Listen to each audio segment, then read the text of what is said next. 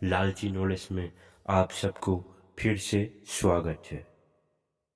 दोस्तों, आप लोगों के मन में कभी ये सवाल आया है कि आखिर इंसान कहाँ से आया है?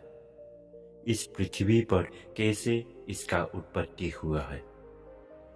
मनुष्य के पृथ्वी पर आगमन के सवाल का उत्तर धार्मिक, दार्शनिक और वैज्ञानिक दृष्टिकोणों से दिया जा सकता है। हर दृष्टिकोण इस प्रश्न को अलग अलग ढंग से समझता है, जिससे ये स्पष्ट होता है कि यह एक जटिल और गहन प्रश्न है। आइए इन तीनों दृष्टिकोण के आधार पर इस सवाल का उत्तर जानने की कोशिश करते हैं। नंबर 1 पर आते हैं धार्मिक दृष्टिकोण। धार्मिक दृष्टिकोण के अनुसार इंसान का पृथ्वी पर आगमन ईश्वर की योजना का हिस्सा है।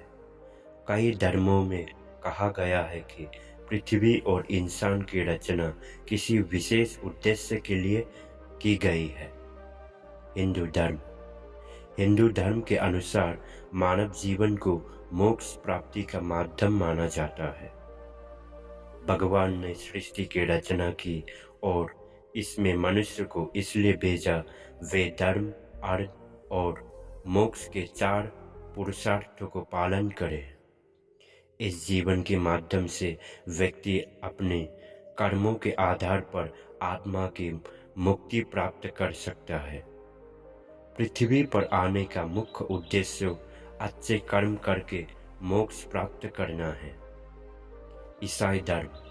बाइबल के अनुसार ईश्वर ने इंसान को पृथ्वी पर इसलिए भेजा ताकि वे धरती पर उसकी रचना का ध्यान रखे और उसे सहेजे।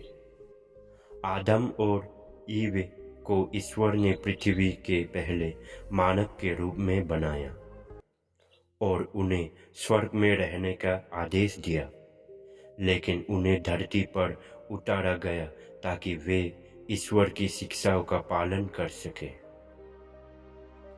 इस्लाम धर्म के अनुसार अल्लाह ने मनुष्य को अपनी पूजा और आज्ञा पालन के लिए धरती पर भेजा।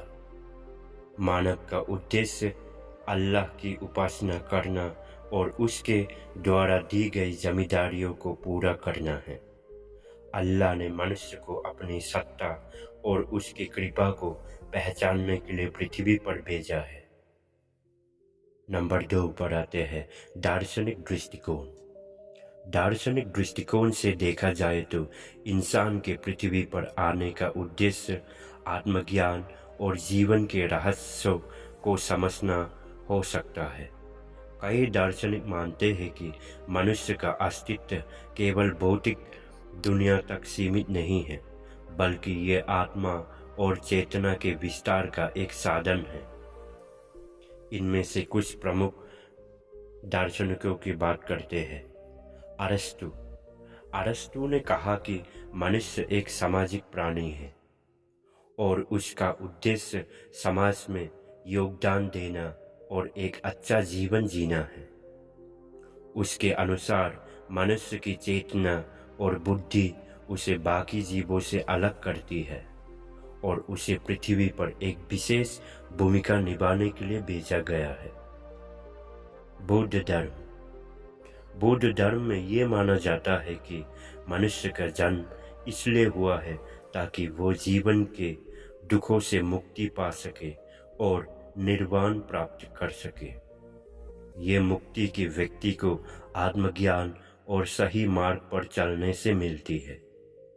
नंबर 3 पर वैज्ञानिक दृष्टिकोण। वैज्ञानिक दृष्टिकोण के अनुसार इंसान का पृथ्वी पर आना एक जैविक और विकासवादी प्रक्रिया का परिणाम है। चार्ल्स डार्विन की विकासवाद इवोल्यूशन की थ्योरी के अनुसार इंसान का विकास करोड़ों वर्षों के दौरान हुआ। पृथ्वी पर जीवन की शुरुआत सूक्ष्म जीवों से हुई और धीरे धीरे जीवों का विकास होता गया। इसके अंतर्गत बंदरों और मानव पूर्वजों से विकसित होकर आज का आधुनिक मानव अस्तित्व में आया।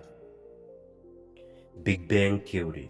वैज्ञानिक दृष्टिकोण से पृथ्वी का निर्माण लगभग 4.5 अरब साल पहले हुआ था और इस पर जीवन की उत्पत्ति अनुकूल वातावरण और परिस्थितियों के कारण संभव हुई। पृथ्वी पर जल, ऑक्सीजन और अनुकूल तापमान ने जीवन को जन्म दिया। वैज्ञानिक दृष्टि से मनुष्य एक जैविक प्रक्रिया का परिणाम है और पृथ्वी पर जीवों के विकास की श्रृंखला का हिस्सा है। इंसान का पृथ्वी पर आगमन एक जटिल विषय है जिसे विभिन्न दृष्टिकोण से समझाया जा सकता है। धार्मिक दृष्टिकोण में इसे ईश्वर की योजना और आत्मिक उद्देश्य से जुड़ा होता है, जबकि वैज्ञानिक दृष्टिकोण में यह विकासवादी प्रक्रिया का हिस्सा है। चाहे हम इसे धार्मिक, दार्शनिक या वैज्ञानिक दृष्टि से देखें, यह स्पष्ट है कि मनुष्य का अस्तित्व पृथ्वी पर जीवन के विकास और उसकी जटिलताओं का अद्भुत परिणाम है। इसी तरह रहस्यमय वीडियो देखने के लिए चैनल को सब्सक्राइब करें, लाइक करें। फिर मिलते हैं अगले वीडियो में। तब तक के लिए धन्यवाद।